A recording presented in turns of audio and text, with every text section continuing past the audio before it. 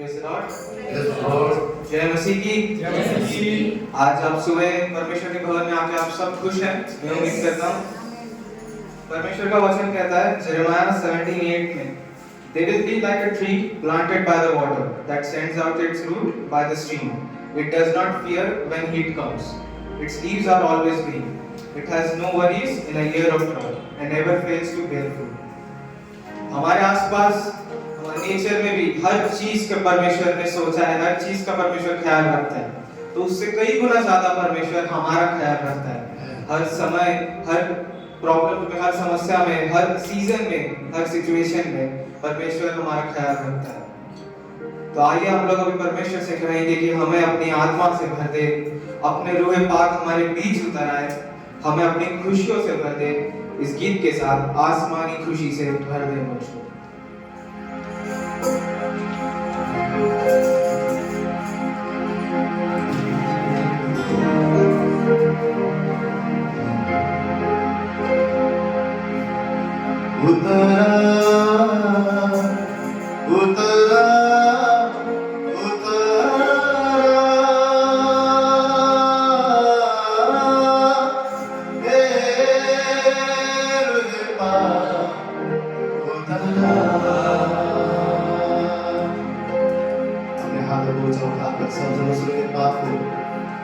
अपने जीवन में हमारे बीच में बुलाए।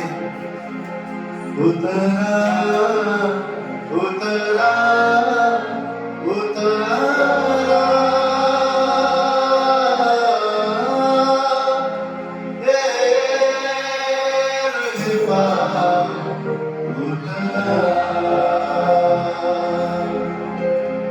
आसमानी खुशी से भर दे मुझको, एक नया दिल मेरा हो, एक नया दिल मेरा। उतरा उतरा उतरा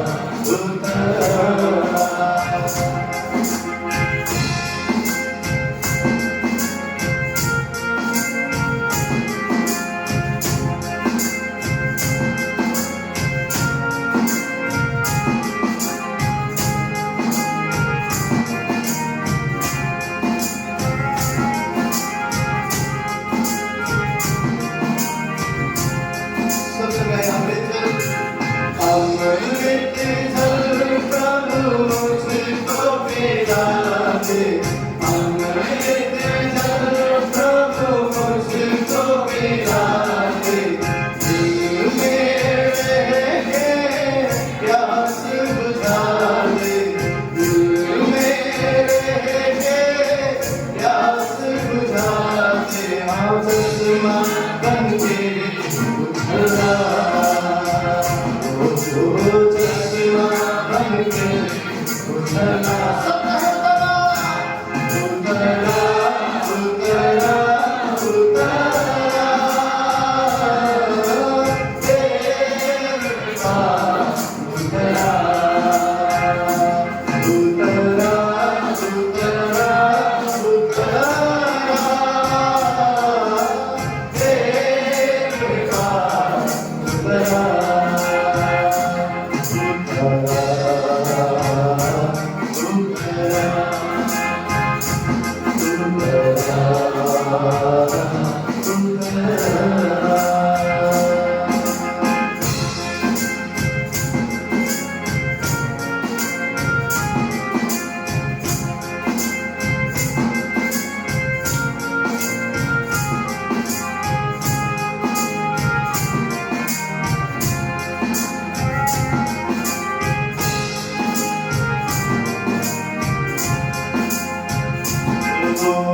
आसमानी रोटी मुझको खिला दे, आसमानी रोटी मुझको खिला दे, समझो दिल को तगड़ा बना दे, समझो दिल को तगड़ा बना दे, अमल रजा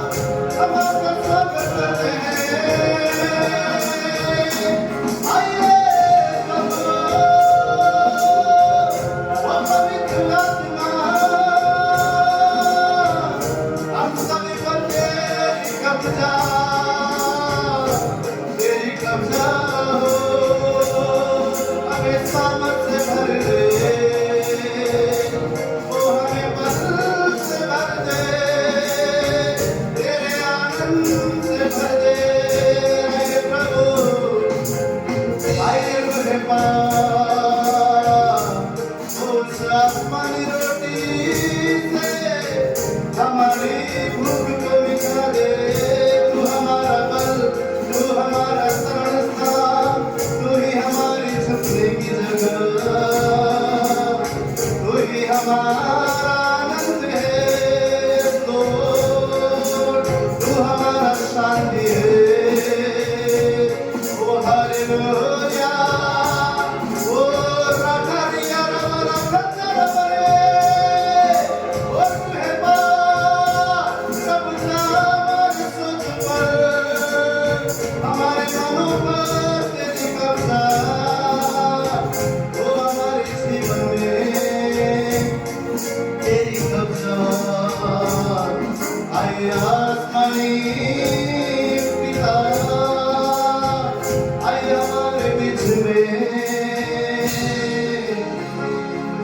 उतरा प्रभु, तेरे बिना प्रभु हम अधूरे, उतरा उतर आए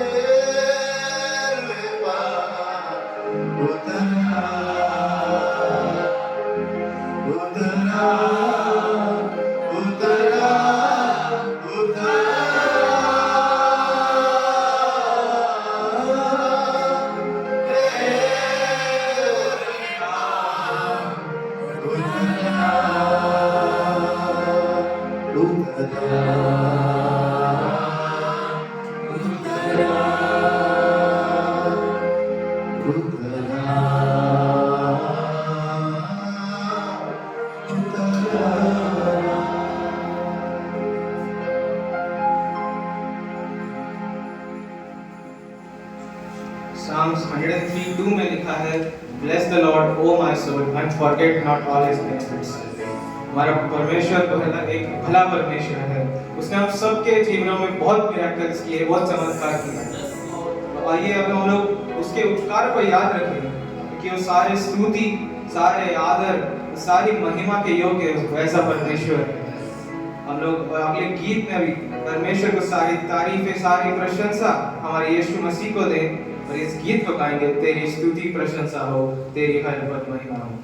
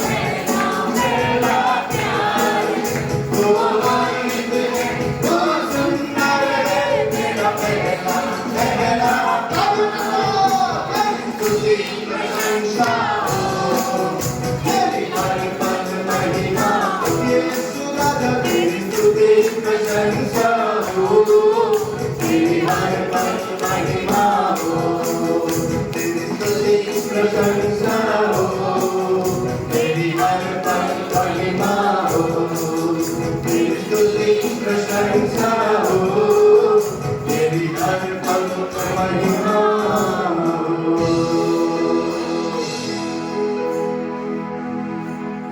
आइए हम यीशु मसीह के लिए एक जोरदार तालियों का अर्पण देंगे। हमारा यीशु राजाओं का राजा, परमेश्वर का परमेश्वर है। आज हिस्ट्री में आप लोगों को बहुत रूलर्स हैं, राजा और रानियां बहुत थे, जिन्होंने कुछ ने 10 साल राज किया, कुछ ने 50 साल राज किया, बट वो सब आए और वो सब चले गए। हमारा परमेश्वर जिसका थ्रोन हेवन में है और अर्थ उनके लिए एक फुटस्टूल है, वो राजाओं का राजा है, वो इटर्नल परमेश्वर है। उनका आज या कल का, उनका टेम्परेरी किंगडम नहीं है, उनका हमेशा हमेशा का राज है। तो आइए हम लोग अब इस गीत को गाएंगे, यहोवा मेरा बादशाह है जो करता भला सदा। यहोवा मेरा बादशाह, वो करता भला सदा। सब अपने हाथ को उठाएंगे इस सुबह, अपने जीवन में, अपने हालातों में, अपनी परिस्थिति में कन्फेस करेंगे कि मेरा बादशाह और कोई नहीं परंतु मेरा यहोवा जिंदा यीशुआ है, और जो सदा मेरे जीवन में भला करता है। अपने मन से, अपने परिस्थिति से, अपने जीवन से हर एक जन कहे, यहोवा मेरा बादशाह, वो करता भला सदा। यहोवा मेरा बादशाह, वो करता भला सदा। वो करता भला अपने लोगों का, वो करता भला अपने लोगों का, और साथ रहेगा सदा। सब मिलकर यहोवा मेरा बादशाह, वो करता भला सदा। यहोवा मेरा बादशाह, वो करता भला सदा। वो करता भला अपने लोगों का, वो करता भला अपने लोगों का, और साथ रहेगा सदा। यहोवा मेरा बादशाह, वो करता भला सदा। यहोवा मेरा बादशाह, वो करता भला सदा। आते हैं बीमार उसके दर से शिफा, देते हैं दुनिया। आते हैं बीमार उसके दर से शिफा, देते हैं दुनिया। सुन के वो दुआ देता है दवा, बंधनों से छुड़ाया जा। सुन के वो दुआ देता है दवा, बंधनों से छुड़ाया जा। उसका प्यार महान, वो है मेरा चोगा। उसका प्यार महान, वो है मेरा चोगा। उसका प्यार महान, वो है मेरा चोगा। उसका प्यार महान, वो है मेरा चोगा। रहता है वो साथ सदा। यहोवा मेरा बादशाह, वो करता भला सदा। यहोवा मेरा बादशाह, वो करता भला सदा। वो करता भला अपने लोगों का, वो करता भला अपने लोगों का, और साथ रहेगा सदा।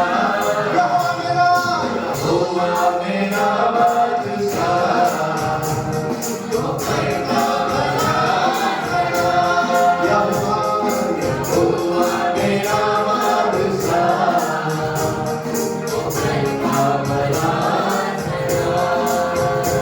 करता है तगड़ा कमजोरों को हल्के को देता आराम। करता है तगड़ा कमजोरों को हल्के को देता आराम। उड़ता उड़ना ऊंचा उड़ने के वो जो करता यहोवा प्यार। उड़ता उड़ना ऊंचा उड़ने के वो जो करता यहोवा प्यार। जिंदगी वो देता जो अलंकार का, जिंदगी वो देता जो अलंकार का, जिंदगी वो देता जो अलंकार का, जिंदगी वो देता जो अलंकार का। वो के वादों का सच्चा खुदा यहोवा मेरा वो करता भला सदा। यहोवा मेरा वो करता भला सदा। वो करता भला अपने लोगों का, वो करता भला अपने लोगों का, और साथ रहेगा सदा। यहोवा मेरा बादशाह वो करता भला सदा। यहोवा मेरा बादशाह वो करता भला सदा। यहोवा मेरा बादशाह वो करता भला सदा। यहोवा मेरा बादशाह वो करता भला सदा। वो करता भला अपने लोगों का, वो करता भला अपने लोगों का, और साथ रहेगा सदा। यहोवा मेरा बादशाह वो करता भला सदा। यहोवा मेरा बादशाह वो करता भला सदा।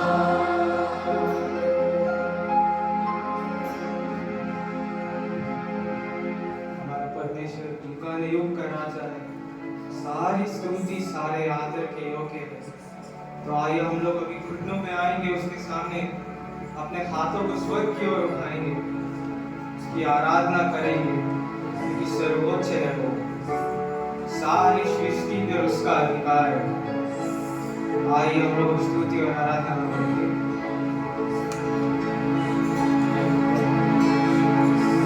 सर्वोच्च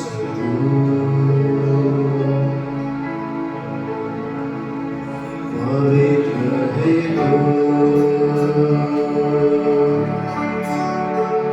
परम पवित्र यीशु राजा। सर्वोच्च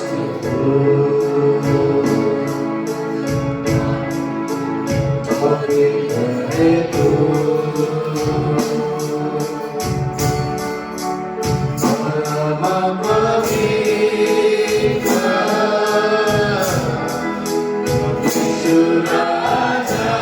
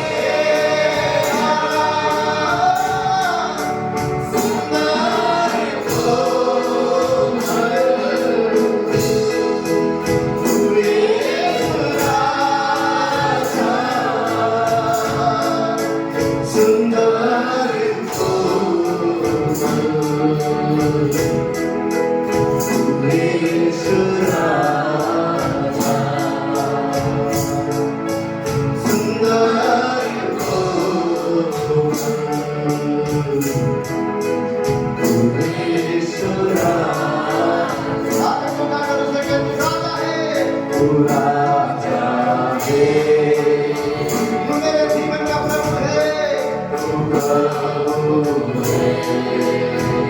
महिमा से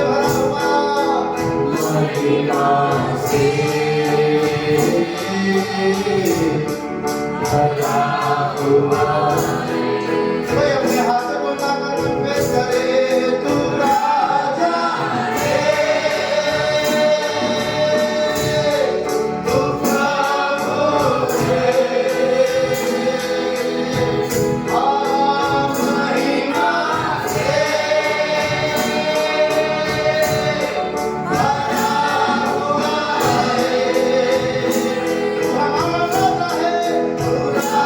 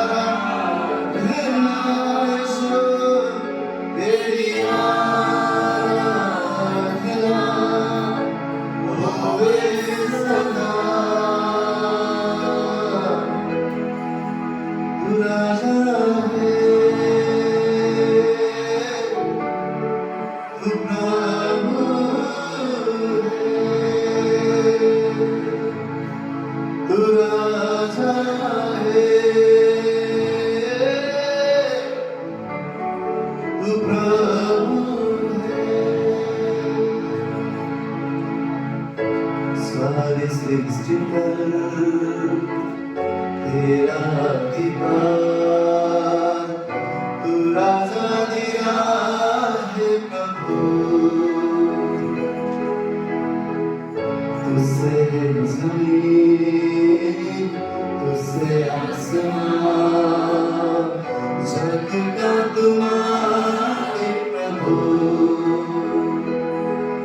करते हैं सजदा, इबादत हो तेरी सदा, हजारों पुराने गाए, तेरा ही नाम दोहराए, यीशु तू पवित्र है। ओ हजारों जुबानें गाए, तेरा ही नाम दोहराए, यीशु तू पवित्र है। सब गाए सारी सृष्टि पर तेरा अधिकार, तू राजाधिराज प्रभु, तुझसे जमीन, तुझसे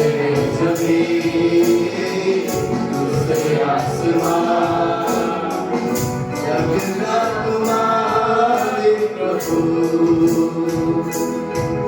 करते हैं सजदा,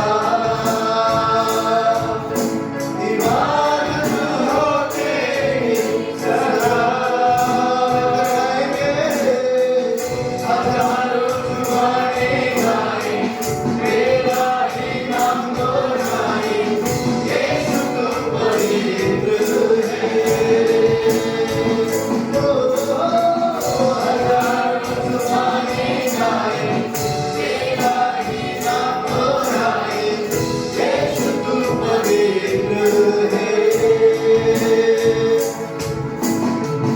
तुझसे नीचा ना कोई वजूद, तेरे राज में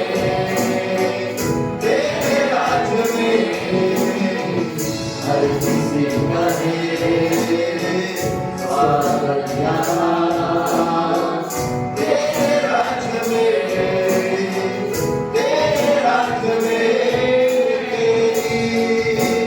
रहमत तू लेता है सबको, गाएंगे हजारों जुबानें गाए, तेरा ही नाम दोहराए, यीशु तू पवित्र है। ओ हजारों जुबानें गाए, तेरा ही नाम दोहराए, यीशु तू पवित्र है। ओ हजारों जुबानें गाए, तेरा ही नाम दोहराए, यीशु तू पवित्र है। शाहों का शाह तू खुदा, तेरा ना कोई मुकाबला, तेरा ही तख्त रहे सबसे ऊंचा। शाहों का शाह तू खुदा, तेरा ना कोई मुकाबला, तेरा ही तख्त रहे सबसे ऊंचा।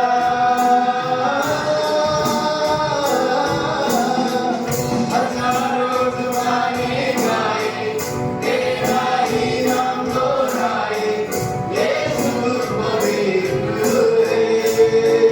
ओ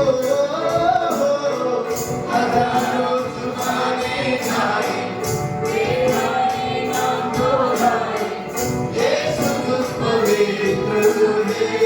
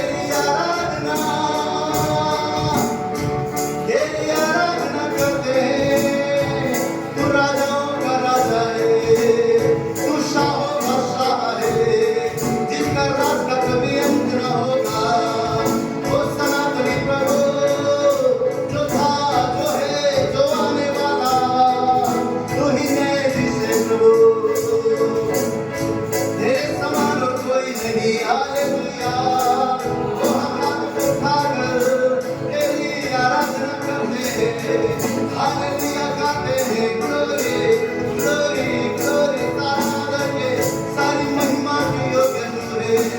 ओ यस लॉर्ड, ऊंचा ऊंचा सबसे ऊंचा तू है। तू ही हमारे जीवन का मालिक है, तू हमारे जीवन का राजा है। वो तेरी प्रभुता हम पर होवे प्रभु, तू महाराज, तू ही शाहों का शाह है, तू ही अधिपति है, तू ही श्रेष्ठ है। तेरे समान कोई नहीं प्रभु। हम सब मिलकर तुझे आराधना देते हैं। Oh, we bless your holy name, O God. Oh, yes, Lord, तू योग्य परमेश्वर है। धन्य तेरा नाम, ओ अति पवित्र प्रभु, तेरे जैसा और कोई नहीं। शाहों का शाह तू खुदा, तेरा ना कोई मुकाबला, तेरा ही तख्त रहे सबसे ऊंचा। शाहों का शाह तू खुदा, तेरा ना कोई मुकाबला, तेरा ही तख्त रहे सबसे ऊंचा।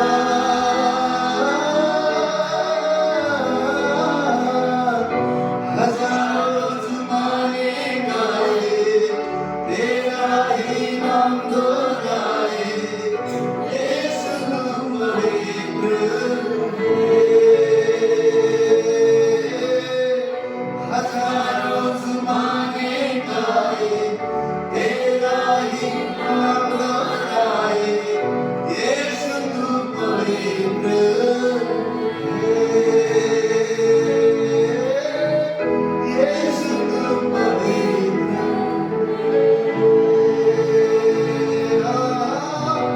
यीशु पवित्र है।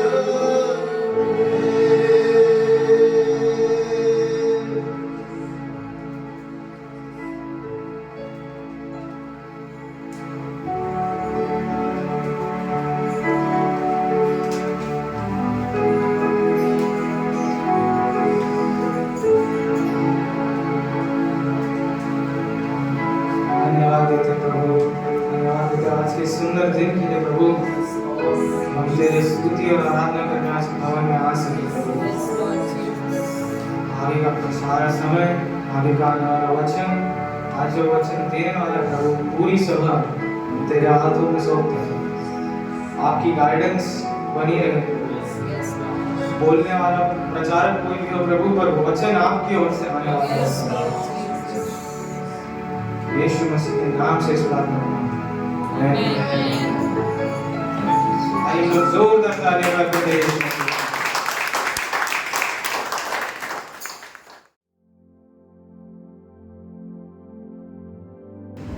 आज का दिन यहोवा ने बनाया है और परमेश्वर में आनंद मनाना आपका और मेरा ताकत है। क्या है?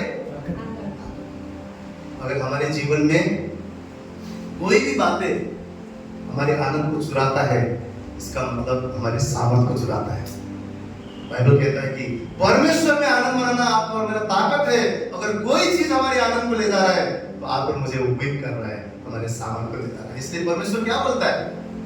परमेश्वर में सदा आनंदित रहो, मगन रहो, क्योंकि परमेश्वर में आनंद मनाना आप और मेरे जीवन में ताकत को पाना है। और इस सुबह खुश हो जाएं क्योंकि परमेश्वर हमारे बीच में है और परमेश्वर आज उसकी महान वचन के द्वारा हमसे बात करेगा। हम विश्वास करें और इस वचन ही है जो हमें स्थिर रखता है। तो आइए हम सब पवित्र शास्त्र को खोलेंगे। सभी से विनती करता हूँ, मैं लूका रचित सुसमाचार उसका 21 अध्याय खोले।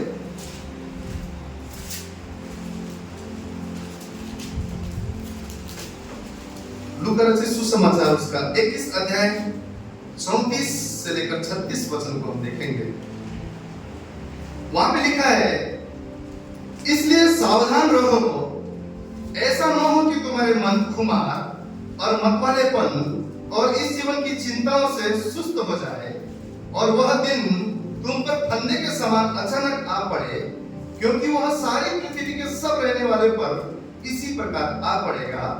इसलिए जागते रहो और हर समय प्रार्थना करते रहो कि तुम इन सब आने वाली घटनाओं से बचने और मनुष्य के पुत्र के सामने खड़े होने के योग्य बनो।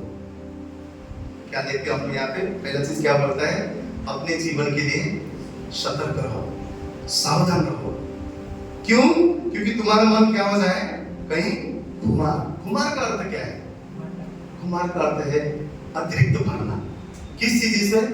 चिंताओं से, संसार की बातों से, ऐसी बातें जो परमेश्वर की ओर से नहीं है, ऐसी सोच जो मसीह के विपरीत है, मसीह की सोच के विपरीत है, ऐसी बातें जो परमेश्वर की नजर में सही नहीं है, उस बातों से हम जब भर जाते हैं तो उसको बोलते हैं खुमार होना, मन भर जाना। दूसरा शब्द क्या लिखा हुआ है? मतवालापन। मतवालापन आप नशेड़ी को देखें, दारू पीने वाले लोग कैसे रहते हैं? उनको कोई होश रहता है? नहीं। उनको कभी रास्ते में चलते हुए आप देखिए, सीधा जाना है, यह रास्ता किस छोर से शुरू करेंगे, इधर जाएंगे उधर जाएंगे, कभी वो सीधा नहीं चलते। क्यों? उनकी जीवन को नशा चला रहा है, खुद नहीं चल पा रहा है, कोई और उसको चला रहा है, वो मतवालापन है। तीसरा चीज हम क्या देखते हैं? जीवन की चिंताओं की वजह से जीवन क्या कर देगा? मन क्या कर देगा? सुस्त कर देगा। सुस्त का अर्थ क्या है? सुस्त कब होता है इंसान? जब बोझ से दबता है, कुछ करने का मन नहीं होता, सुस्त हो जाता है, किसी चीज के लिए मन नहीं है, इच्छा नहीं है, जागरूकता नहीं है। हाँ जाना है कल से जाएंगे, हाँ पढ़ना है बाइबल पढ़ेंगे, हाँ प्रार्थना करना है करेंगे, कोई भी चीज सुस्ती के साथ। क्यों? संसार की चिंताओं से मन क्या है? हम लोग प्रार्थना को बाइबल के मुताबिक दो तरीके की प्रार्थना को हम देखते हैं। पहला प्रार्थना क्या है? एक टाइप का प्रार्थना क्या है कि बाइबल में एक नियम बनाया हुआ है, अगर तुम में से कोई बीमार है तो क्या करो बोलता है? प्राचीनों को घर में बुलाओ,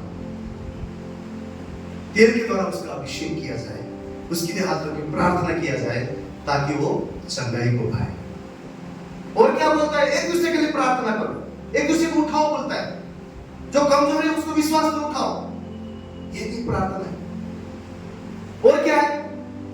हमारा जो एक दूसरे के लिए प्रार्थना है, विश्वास में उठाने का प्रार्थना है, परमेश्वर क्या बोलता है? एक दूसरे के बीच में अगर मतभेद भी है, एक दूसरे के सामने अपने पापों को मान लो बोलता है, कबूल करो।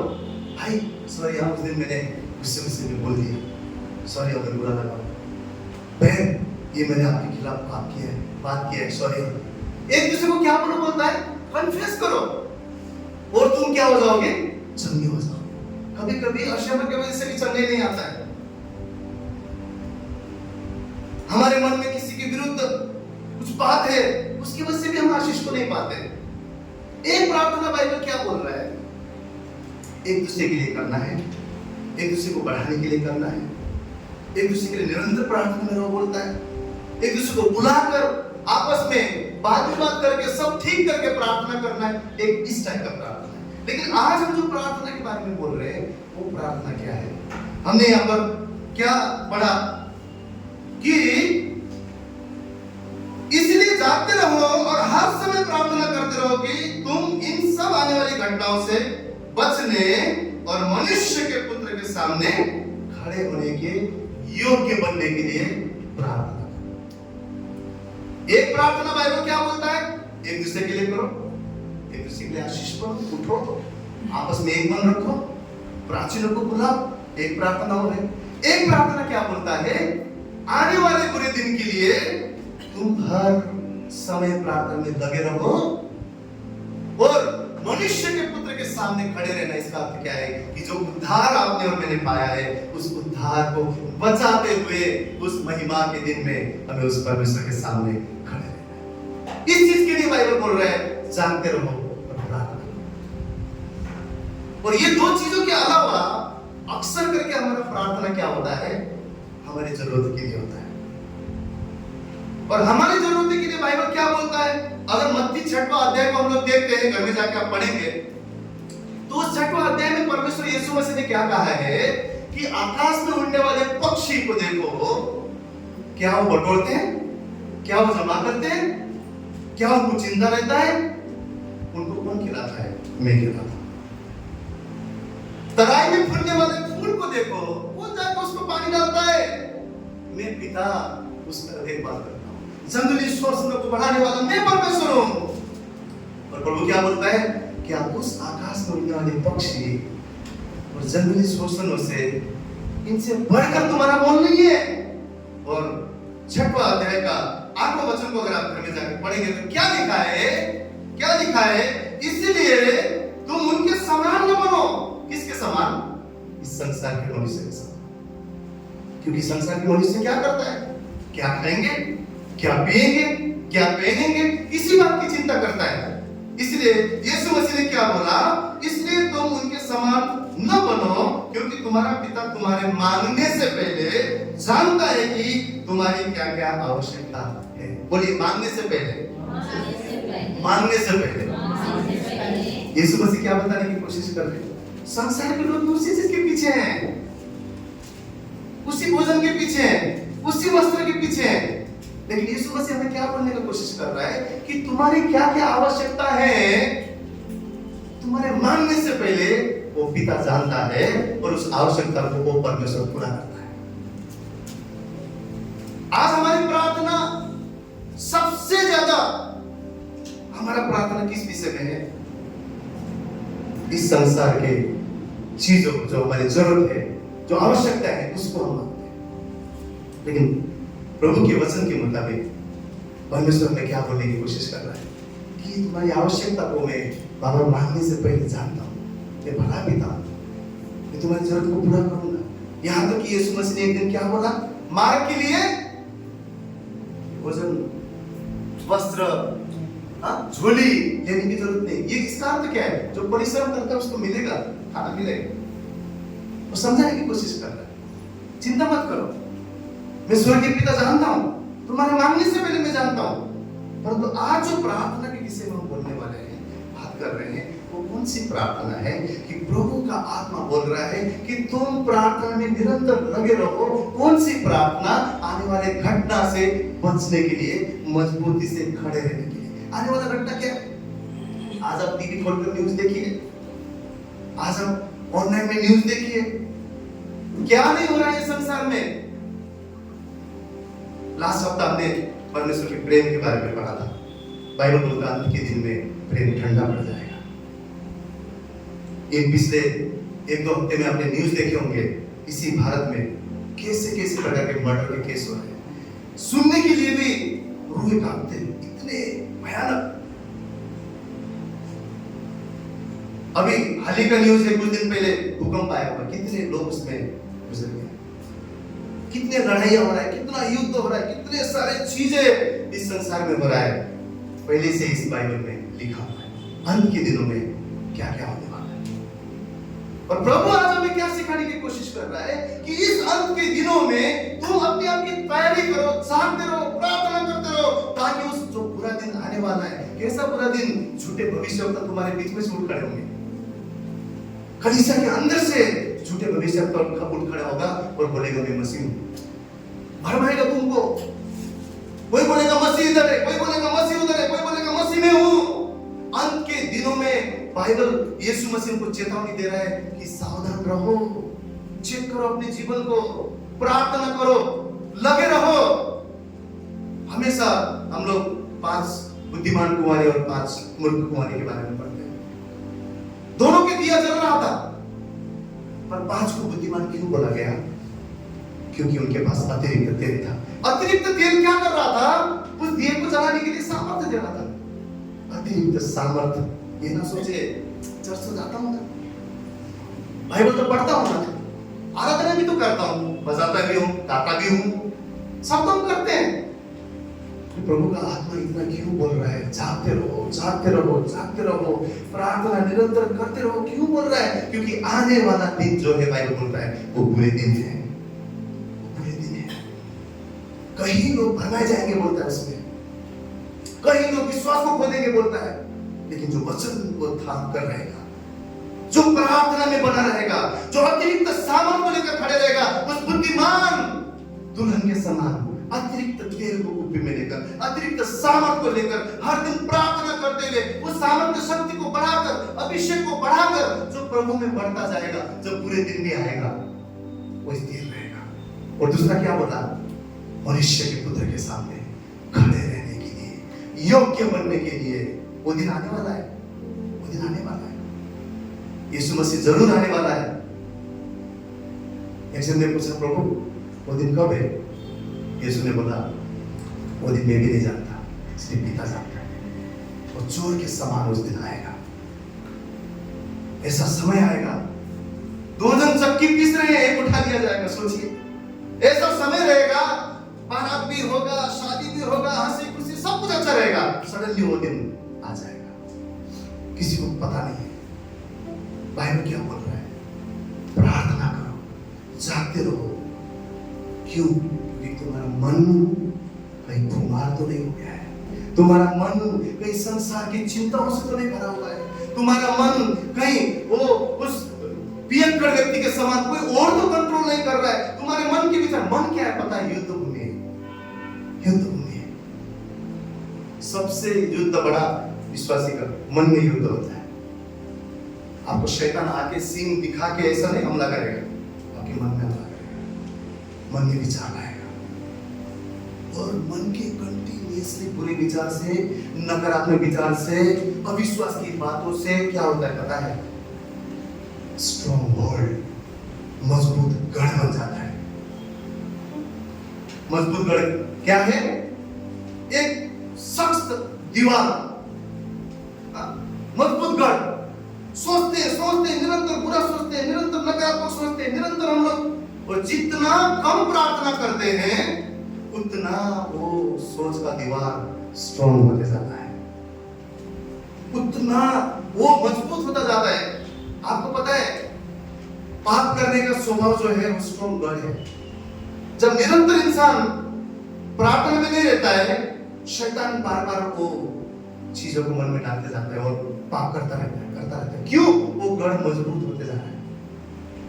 कोई किसी का बुराई करना जीवन भर नहीं छोड़ता। क्यों? गढ़ बन चुका है। हर दिन प्रार्थना क्या करता है? गढ़ को तोड़ता है। लेकिन जितना हम कम प्रार्थना करेंगे, वो गढ़, वो दीवार मजबूत होता जाएगा और हर उस शैतान ने बनाया के दीवार के पीछे शैतान छुपा हुआ है। और क्या करता है? हमारे जीवन को जैसा चाहे वैसे घुमाएगा। आया मन में बुरा विचार, पाप कर दिया। आया मन में कोई भी दूसरे के बारे में कोई भी हम बात बोले, हमको पता ही नहीं चलता हमने कब उसके बारे में बुराई किया। इतने सारे चीजें हम कर देते। क्यों? इस मन के युद्ध भूमि में शैतान जो डालता है वो आसानी से हमारे जीवन को चलाता है। क्यों? क्योंकि वहां पर क्या बन चुका है? मजबूत गढ़ बन चुका है। यरीहो की दीवार मजबूत था ना? क्या करना पड़ा उस दीवार पर जो शत्रु ने बांध के रखा था? एक दिन में नहीं टूटा, 2 दिन में नहीं टूटा, 7वां दिन में 7 बार जब परमेश्वर की आराधना किया गया। उसका अर्थ क्या है? परमेश्वर की उपस्थिति ही दीवारों को तोड़ता है। परमेश्वर की हुजूरी ही, प्रार्थना ही उस दीवार को तोड़ता है। अन्यथा हम सॉरी बोलते जाएंगे, पाप करते जाएंगे, सॉरी बोलते जाएंगे, पाप करते जाएंगे, वो ऐसा गढ़ बन जाएगा। बाइबल उसी के बारे में बोल रहा है। और एक समय, बुरा समय जब आएगा, कितने जन अपने विश्वास को खो देंगे, कितने जन उस परमेश्वर के सामने अपने उद्धार को बचा नहीं पाएंगे। इसीलिए जितना दीवार पुराना है उतना तोड़ना मुश्किल होगा। हर दिन प्रार्थना आपकी दीवार को तोड़ता है। नया ईंटें की दीवार बनाते, कोई क्या करते हैं? मिस्त्री सीमेंट को डालता है, ईंटा लगाता है, सीमेंट को डालता है, ईंटा लगाता है ना? और नाप के देखता है कुछ बाहर तो नहीं है, तुरंत उसको हथौड़ी मारता है। सोचिए, एक बार दीवार बन गया, 4-5 ईंटें बाहर आ गए, उसके बाद वो बोलेगा चलो अभी 10-15 दिन हो गया, सूख भी गए, मैं मारूं तो उससे होगा क्या? मुश्किल पड़ेगा, तोड़ना ही पड़ेगा। ऐसे ही इस युद्ध भूमि पे शैतान को मौका नहीं देना है। वो क्या करता है? गढ़ों को बनाना शुरू करता है, गढ़ों को बनाना शुरू करता है। और बाइबल यही बोलने की कोशिश कर रहा है कि इस मन को खुमार, मतवालेपन और जीवन की चिंताओं से सुस्त ना होने दे। एवरी समय, हर समय हमें जागते रहना है और प्रार्थना करते रहना है, प्रार्थना करते रहना है। आज व्यक्तिगत प्रार्थना की बात हो रहा है, हमारा व्यक्तिगत। क्यों? क्योंकि व्यक्तिगत युद्ध है। आपका युद्ध कोई आपके पास्टर नहीं लड़ने वाले हैं, आपके आत्मिक युद्ध कोई आपका इस भाई और दूसरा बहन नहीं लड़ने वाली है, आपके आत्मिक युद्ध आपको ही लड़ना है। एक दूसरे के लिए प्रार्थना कर सकते हो, बाइबल का दूसरा टॉपिक है। लेकिन जब हमारे उद्धार की बात आता है, इवन एक पति का पत्नी भी युद्ध नहीं लड़ सकती, एक पत्नी का पति भी युद्ध नहीं लड़ सकता। हर एक को अपना युद्ध लड़ना है। क्यों? हमारा अपना अपना मन है, शैतान यहाँ पर विचार डालता है और हर समय हमें उस आत्मिक युद्ध को लड़ना है। वचन को हम देखेंगे, दूसरा कुरिन्थियों 10वां अध्याय 4 और 5 वचन। दूसरा कुरिन्थियों 10वां अध्याय 4 और 5 वचन को इसे पढ़ें। क्योंकि हमारी लड़ाई के हथियार शारीरिक नहीं पर गढ़ों को ढा देने के लिए परमेश्वर के द्वारा सामर्थ्य है।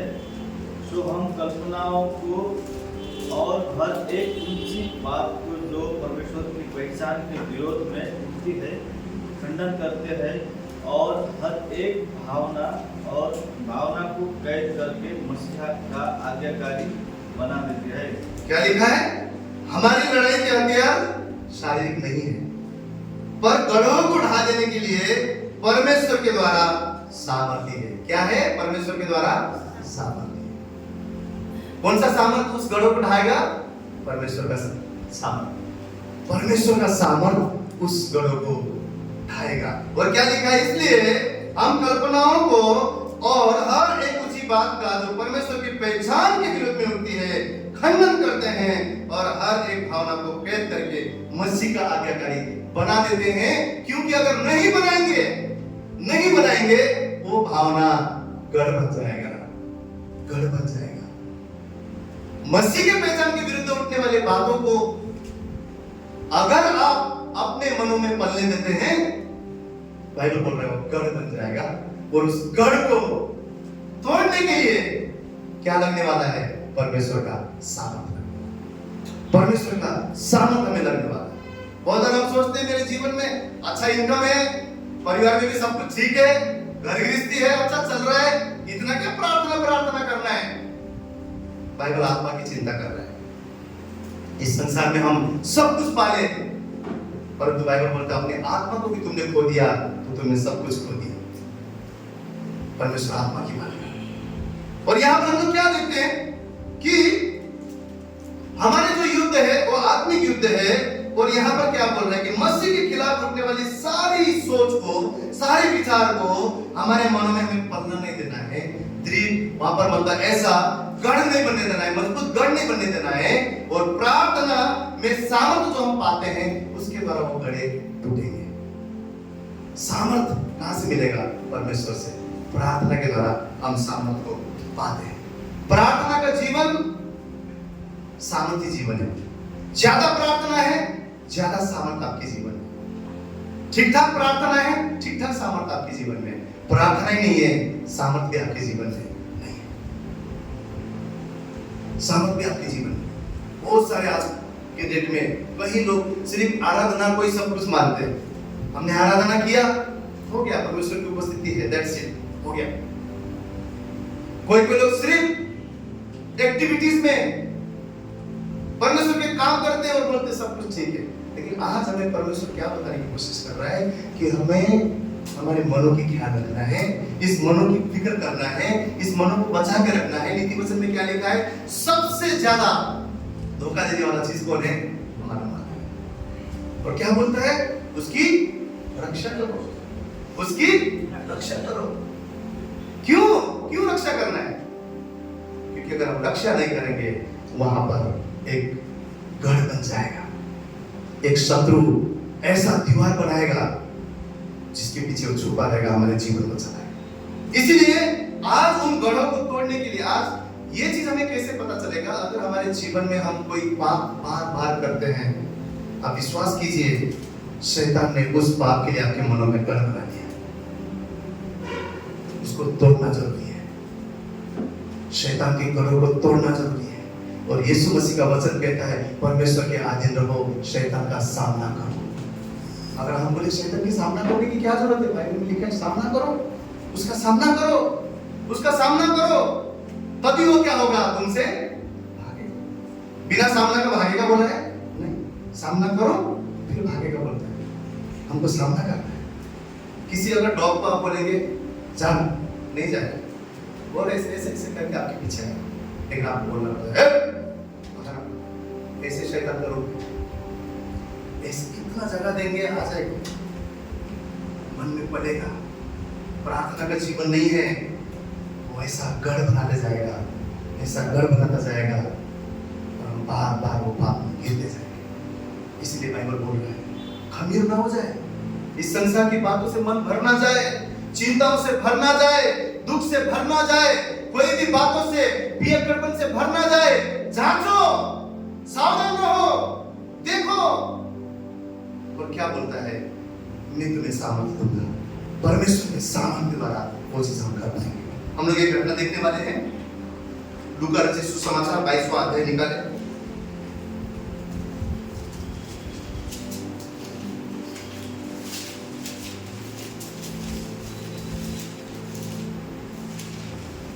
लूका 22वां अध्याय उसका 42 से 46 वचन को देखेंगे। पढ़े पढ़िए। हे पिता, यदि तू चाहे तो इस कटोरे को मेरे पास से हटा ले, तो भी मेरी नहीं परंतु तेरी इच्छा पूरी हो।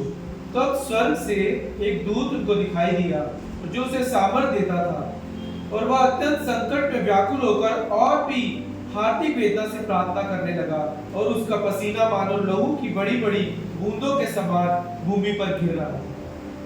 क्या लिखा है? यीशु मसीह ने उस गत्सेमनी के बारे में आप सब जानते हैं, बहुत ही व्याकुल था, बहुत ही व्याकुल था। और वहां पर क्या लिखा हुआ है कि यीशु मसीह परमेश्वर से प्रार्थना करते हैं। ऐसे व्याकुल परिस्थिति में, ऐसे दुविधा के समय में, ऐसे कठिन परिस्थिति में बाइबल बोलता है कि उनका पसीना लहू के समान गिर रहा था। और यीशु मसीह ने क्या किया? पिता से प्रार्थना किया। क्या प्रार्थना? प्रभु ये कटोरा अगर मैं नहीं पीऊं, अगर हट सकता तो हटा दे, परंतु फिर भी मेरी नहीं तेरी इच्छा पूरी हो जाए। और वहां पर क्या लिखा है कि एक दूत आकर यीशु मसीह को क्या किया? सामर्थ्य दिया। क्या किया? दूत आया, यीशु मसीह को सामर्थ्य दिया। क्यों? क्योंकि यीशु मसीह प्रार्थना कर रहा था। लेकिन कुछ ही मिल में जाके जब देखता है तो चेले क्या कर रहे थे? सो रहे थे, सब सो रहे थे। और यीशु ने बोला उठो, जागो, प्रार्थना करो, दिन बुरे हैं, समय बुरा है, तुम कहीं उस में फंस ना जाओ, तुम गिर ना जाओ, कोई भी मोह में तुम गिर ना जाओ, उठो, जागो, प्रार्थना करो। लेकिन प्रभु का उन्होंने सुना नहीं। वो क्या हो गए? सुस्त हो गए, सो गए। बाइबल बोलते हैं सो गए। और पकड़ने वाला आया। जैसे यीशु मसीह को पकड़ने के लिए आया, पतरस ने क्या किया? तलवार को निकाला, झट से कान को काट दिया। क्यों? क्यों? यीशु मसीह के साथ इतने टाइम से रहा, परमेश्वर ने माफ करना सिखाया, सब कुछ सिखाया, लेकिन वो शरीर में तुरंत उसने क्या किया? हाथ बढ़ाकर कान काटा। यीशु मसीह ने तुरंत कान को चिपका कर बोला जो तलवार से जीता है तलवार से मरेगा। तुरंत मोह आया और गिर गया। परंतु यीशु मसीह प्रार्थना करते थे, स्वर्गदूत उसको सामर्थ्य दे रहा था। फिर सारे चेले तितर बितर सब डर के मारे भागे। पतरस ने जो बोलता था कोई तुझे छोड़े तो छोड़े, मैं कभी नहीं छोड़ूंगा। बाइबल बोलता है 3 बार उसने यीशु मसीह का इनकार किया। क्यों? क्यों? मोह आया। आखिर के समय यही होने वाला है, यही होने वाला है। मसीह के लिए क्या बोला है बाइबल में? सताए जाओगे, सताए जाओगे। अभी शुरू हो चुका है वो जगह हुए चेलों को बोला, ए तू भी था ना, आ इधर। भाग रहे थे चेले, नहीं नहीं मैं नहीं था, इनकार कर रहे थे। उसी समय के बारे में परमेश्वर आज बोल रहा है, जागते रहो, प्रार्थना करते रहो, अतिरिक्त सामर्थ्य लो, अतिरिक्त अभिषेक में चलो, अतिरिक्त तेल को लेकर चलो, ताकि उन बुरे दिनों में भी तुम मसीह के लिए खड़े हो सको। आने वाला है वो समय, आने वाला है, लेकिन अगर उसका सामर्थ्य आपके अंदर है, आप जवान सिंह के समान परमेश्वर के लिए खड़े रहेंगे। क्योंकि आप जानते हैं मसीह के लिए मरना भी लाभ कमाना है। मसीह के लिए खड़े रहिए, वो समय आने वाला है। ये सामर्थ्य कौन देगा? प्रार्थना देगा, प्रार्थना देगा। चेले लोग, प्रभु बोल रहा था, भाई प्रार्थना करो, नहीं सुना। आया समय, आया घड़ी, गिर गए। सबने मसीह को वहां पर शत्रु के सामने बोला, नहीं हम इसको नहीं जानते, भागने लगे, अपनी जान को बचाने लगे। लेकिन प्रभु यीशु मसीह पिता से विनती करने लगा, पसीना भी लहू समान बहा, रोने लगा, विनती किया, ये कटोरा अगर प्रभु हटा सकता है तो हटा, परंतु फिर भी मेरी नहीं, तेरी मर्जी पूरी हो। और दूत आकर उसको सामर्थ्य देने लगा। प्रार्थना में आप सामर्थ्य पाएंगे। परमेश्वर का दूत आकर आपको सामर्थ्य बनाएगा। परमेश्वर स्वयं आपको सामर्थ्य बढ़ते जाएगा। कहां मिलेगा? प्रार्थना में। कौन सा प्रार्थना? आपका व्यक्तिगत प्रार्थना। जागते रहो, प्रार्थना करते रहो। मसीह यीशु ने हमको यहाँ पर क्या सिखाया? हमारे कमजोरी में भी वो हमें बल देने वाला परमेश्वर है। अगर हम उसकी इच्छा के लिए खड़े रहते हैं, उसके वचन के मुताबिक खड़े रहते हैं, वो परमेश्वर हमें अपने सामर्थ्य से भरता है। ये हम देखते हैं कि उस हमारे मनों की गढ़ों को तोड़ने के लिए हमें सामर्थ्य की जरूरत है, और परमेश्वर हमें प्रार्थना के द्वारा सामर्थ्य देता है। बिना प्रार्थना का जीवन, बिना सामर्थ्य का जीवन, जो मर्जी मैं 20 साल से वो हालेलुया क्रिश्चियन हूं, जीरो भी नहीं है।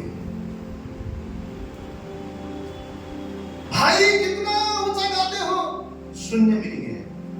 अगर मैं वचन के द्वारा सामर्थ्य को, प्रार्थना के द्वारा सामर्थ्य को नहीं पाता, अगर प्रार्थना का जीवन मेरा नहीं है, सब दिखावटी, टाई पहन के, सब कुछ अच्छा ड्रेस पहन के, हाथ में बाइबल लेके हम घूम सकते हैं, परंतु आपका व्यक्तिगत प्रार्थना का जीवन वो परमेश्वर जानता है। कितना आप सामर्थ्य परमेश्वर में, परमेश्वर जानता है। और आज फिर से हमें चेतावनी दे रहा है, प्रार्थना कर, कौन से आने वाले बुरे दिन में खड़े हो सके, आने वाले दिनों में खड़े हो सके, मनुष्य के पुत्र के सामने खड़े होने के योग्य, उनके उद्धार को बचा, उसके लिए प्रार्थना कर, और वो प्रार्थना में हमें सामर्थ्य देगा। दूसरा चीज परमेश्वर हमें क्या कहना चाहता है?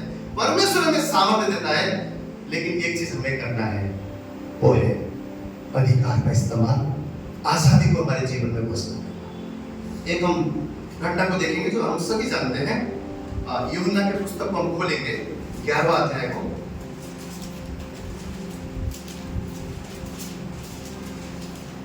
यूहन्ना के पुस्तक 11वां अध्याय को खोलें। उसमें हम लोग 38 से लेकर आगे देखेंगे। यहाँ पर आप सभी जानते हैं कि लाजरस का क्या हो गया था? मृत्यु हो गया था, है ना? लाजर मर गया था, आप सब जानते हैं। और यीशु मसीह वहां नहीं थे, यीशु मसीह दूसरे गांव में थे। और लाजर की बहन ने क्या किया? संदेश भेजा, जाओ प्रभु को बताओ कि लाजर मर चुका है। और उसको, लाजर को कहां रखा गया? कब्र में रखा।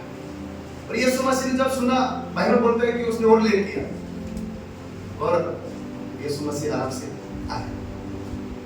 और वहां पर हम लोग सब जानते हैं। उसके बाद में उसके आगे का घटना को हम लोग देखेंगे। 38 वचन से आगे पढ़े कोई। यीशु मन में फिर बहुत ही उदास होकर कब्र पर आया। वहाँ गुफा थी और एक पत्थर उस पर रखा था। यीशु ने कहा, पत्थर हटाओ। उससे मरे हुए की बहन मार्था उससे कहने लगी, हे प्रभु, उसमें से अब तो दुर्गंध आती है, क्योंकि उसे मरे 4 दिन हो चुके। कितने दिन हो चुके हैं? 4 दिन हो चुके हैं। फिर से सब, यीशु ने उससे कहा, क्या मैंने तुझसे नहीं कहा था कि यदि तू विश्वास करेंगी तो परमेश्वर की महिमा को देखेंगी? तब उन्होंने उनसे पत्थर को हटाया। यीशु हे पिता, मैं तेरे धन्यवाद करता हूँ कि तूने मेरी सुन ली है। मैं जानता था कि तू सदा मेरी सुनता है, परंतु जो भीड़ आसपास खड़ी है उनके कारण मैंने यह कहा, जिससे कि वे विश्वास करें कि तूने मुझे भेजा है। यह कहकर उसके बड़े शब्द से पुकार कर, हे लाजर, निकल आ। जो मर गया था वह कफन से हाथ पांव बंधे हुए निकल आया और उसके मुंह अंगूठे से लिपटे हुए थे। यीशु ने उनसे कहा, उसे खोल दो और जाने दो। क्या लिखा है? ऐसा घटना हुआ, लाजरस मर गया, यीशु मसीह वहां आया, तो लाजरस की बहन क्या बोलने लगी? जब प्रभु ने बोला इस पत्थर को हटाओ, कब्र के सामने पत्थर था, पहले के टाइम पे आजकल जैसे नहीं, पहले के टाइम में गुफा रहता था, उसके अंदर डालकर बड़ा पत्थर बाहर से लगा देते थे। पत्थर लगाया हुआ था, यीशु ने क्या बोला? उस पत्थर को हटाओ। माता क्या बोलती है? अरे उसको रखा हुआ तो 4 दिन हो गया है, प्रभु सड़ गया है, पास आ रहा है। लोगों ने कहा, मैंने तुझे नहीं बोला? विश्वास करेगी तो क्या होगा? परमेश्वर के महिमा को देखेगी।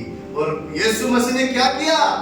है लाजर बाहर निकल गया, और वो मरा हुआ 4 दिन से जो लाश था उसमें जान आ गया, और बाइबल बोलता है वो जिंदा हुआ और बाहर निकला। यीशु के नाम में सामर्थ है। पिता ने क्या बोला? जब यीशु के नाम से प्रार्थना किया जाता है तो स्वर्ग से उस प्रार्थना को सुना जाता है। यीशु के नाम में ही शक्ति है, यीशु के नाम में ही सामर्थ है, यीशु मसीह के नाम में ही जीवन है। जब हम यीशु के नाम से और किसी नाम से नहीं, पिता ने एक ही नाम दिया है, यीशु का नाम। और यीशु मसीह ने जब लाजरस को पुकारा, बाइबल बोलता है कब्र से लाजरस जिंदा हो गया, जिंदा होकर उठ खड़ा हो गया। लेकिन आगे हम क्या पढ़ते हैं?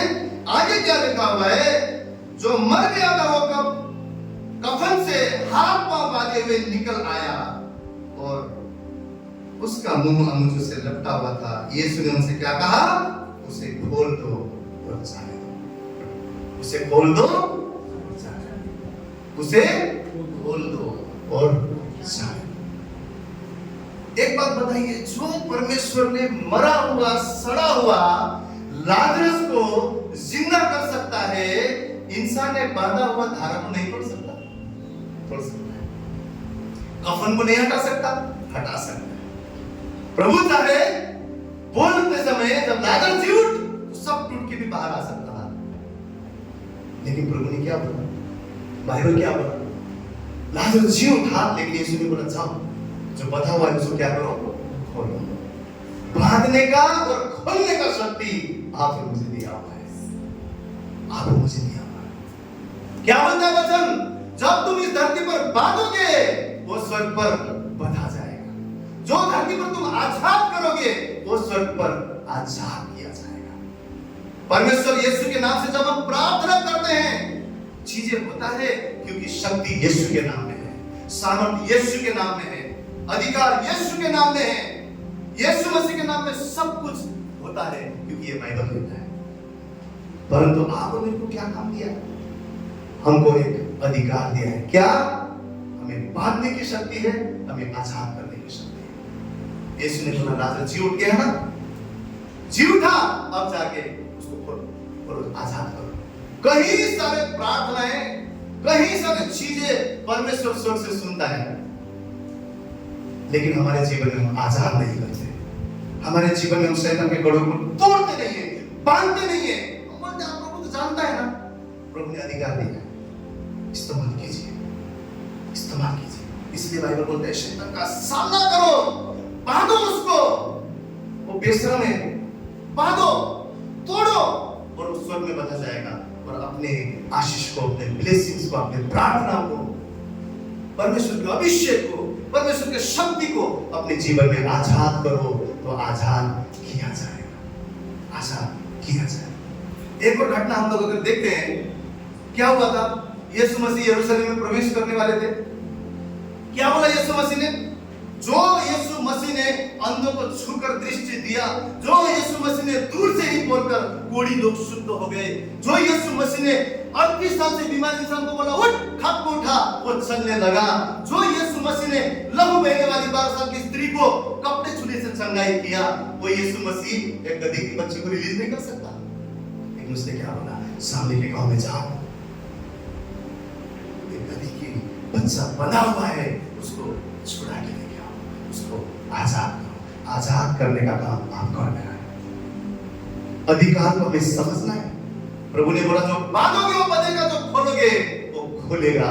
परमेश्वर ने अधिकार आप मुझे दिया है। शैतान के गढ़ों को हम तोड़ने पाए, बार बार जो हमको पाप में गिराता है उन गढ़ों को तोड़ने पाए, जो बार बार हमें दूसरे की बुराई करने को लगाता है उन गढ़ों को तोड़ने पाए, दूसरे की उन्नति को देखकर जो जलन पैदा होता है उसको तोड़ने पाए, संसार के अभिलाषों को तोड़ने पाए, संसार के दुख को, चिंता को तोड़ने पाए, शैतान हमारे मनों में गढ़ ना बनाने पाए। यीशु के नाम से हर समय जाकर प्रार्थना करते हुए उसको हम तोड़ने पाए। कैसे? परमेश्वर के सामर्थ्य से, दूसरा परमेश्वर ने दिए हुए अधिकार के द्वारा। दानियेल के जीवन में आप जानते हैं, दानियेल ऐसा प्रार्थना करने वाला इंसान था, वो प्रार्थना करता था और चीजें बताता था। परंतु दानियेल के 10वां अध्याय अगर आप घर में जाकर पढ़ेंगे, उसमें क्या लिखा है? क्या लिखा है? दानियेल ने उपवास किया, प्रार्थना किया, भूखा था, कुछ नहीं खा रहा था, प्रार्थना कर रहा था, उपवास में था। परंतु दानियेल का प्रार्थना, दानियेल के पास पहुंचने के लिए 21 दिन लगे। कितना दिन लगा? 21 दिन। और बाइबल बोलता है, अगर आप घर जाकर पढ़ेंगे तो क्या लिखा है? जिस समय दानियेल ने प्रार्थना किया उसी समय स्वर्ग में प्रार्थना सुना गया। और स्वर्गदूत उस प्रार्थना के उत्तर को लेकर आ रहा था, तो शैतान ने क्या किया? उस स्वर्गदूत को रोक दिया। और क्या हुआ वहां पर? स्वर्गदूतों में से जो सबसे हेड मिखाएल, सबसे ऊपर का जो स्वर्गदूत था, उसको जाकर उस शैतान को युद्ध करना पड़ा, उस प्रार्थना को दानियेल के जीवन में लाना पड़ा। कितना दिन लगा? 21 दिन। 21 दिन। आप जब प्रार्थना करते हैं, स्वर्गीय परमेश्वर आपकी प्रार्थना को सुनता है, परंतु आपके अधिकार उस प्रार्थना को आपके जीवन में जोड़ता है। हम उस अधिकार का इस्तेमाल करना है, अधिकार का इस्तेमाल करना है। भारत देश के नागरिक को अपना हक पता होना चाहिए। हमारा अधिकार क्या है? अधिकार क्या है? एक बार मैंने एक कहानी, एक घटना बताया था। हाँ, पानी जहाज में, शिप में एक इंसान जा रहा था, फिर क्या हुआ? सब लोग खा रहे हैं, पी रहे हैं, मस्त घूम भी रहे हैं, खेल भी रहे हैं, बच्चे खेल रहे हैं, बड़े भी खेल रहे हैं, रेस्टोरेंट में जो मर्जी आए खा रहे हैं। वो बेचारा ऐसे बैठा हुआ है, कुछ खाता ही नहीं, सिर्फ बैठा हुआ है। और एक इंसान उसको ऑब्जर्व कर रहा था, ये ना खा रहा है ना कुछ कर रहा है। फिर वो रहा नहीं गया, जाके पूछता है, भाई मैं आपको कब से देख रहा हूँ ना, आप खा रहे हो ना कुछ पी रहे हो, क्या बात है? वो बोलता है, मैंने सिर्फ टिकट खरीदा था, मैंने सिर्फ टिकट खरीदा था, मेरे पास पैसे नहीं। वो बोलता है, अरे भाई वही टिकट में ये सब कुछ है, वो जो टिकट आपने खरीदा वही टिकट में ये सारा फैसिलिटीज आपके लिए है, आपके लिए है, जाओ। उसको अपना अधिकार पता नहीं था। कई बार हम हमारे ब्लेसिंग्स को अधिकार यूज ना करने की वजह से हम पाते हैं। परमेश्वर आज आ रहा है, परमेश्वर आज कह रहा है, उन गढ़ों को तोड़ो, उन गढ़ों को तोड़ो। उन प्रार्थना जिसको आप लेकर रो रहे थे, ऐसा भी समय आ गया कि आप उस प्रार्थना को करना भी नहीं चाहते हैं। बाइबल बोलता है, शैतान को बांधो, वो बांधा जाएगा। अधिकार का इस्तेमाल करो, जागते रहो, प्रार्थना करते रहो, उन प्रार्थना को अपने जीवन में जोड़ना बने। शैतान प्रार्थना को, आशीर्वाद को, उत्तर को हटा नहीं सकता है, लेकिन लेट जरूर कर सकता है, लेट जरूर कर सकता है। उन प्रार्थना को आप आजाद कीजिए। दानियेल के जीवन में ये मिखाएल को लड़ना पड़ा, उस स्वर्गदूत ने उस प्रार्थना को उत्तर दानियेल के जीवन में लाके दिया। 21 दिन बाइबल बोलता है लग गया। 21 दिन में फिर परमेश्वर के दूत ने उसको सारा चीज बताया।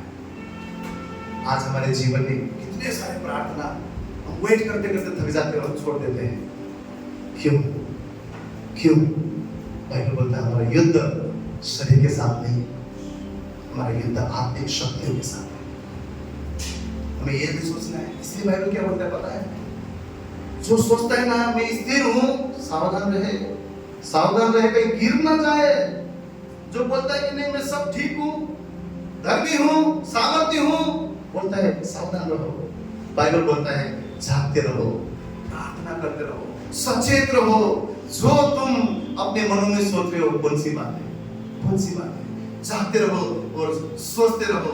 मैं आपसे कहना चाहता हूँ इस सुबह पवित्र आत्मा के द्वारा परमेश्वर यीशु मसीह जल्द आने वाला है, जल्द आने वाला है। इस संसार में हम सब कुछ पा सकते हैं, परंतु हमारे आत्मा को खो दे तो हमने सब कुछ खो दिया। कई बार इस संसार में होते हुए हम अन्य संस्कृति बोझ को लेकर चलते हैं। ओ मेरे पास ये नहीं है, वो मेरे पास वो नहीं है। मैं बोलता हूँ यीशु जिसके पास है वो सबसे अमीर बनता है, सबसे अमीर, सबसे ब्लेसेड, सबसे खुशी इंसान वो है जिसके पास परमेश्वर यीशु मसीह है। मैं आपसे कहता हूँ हमारे क्लास में इतने बड़े बड़े इतने पैसे वाले लोग आते हैं, कहीं भी जीवन में 1% भी शांति नहीं है। क्यों? शांति पैसा नहीं, शांति तरक्की नहीं, शांति हमारा अच्छा नाम, फेमस है हम, वो नहीं देगा।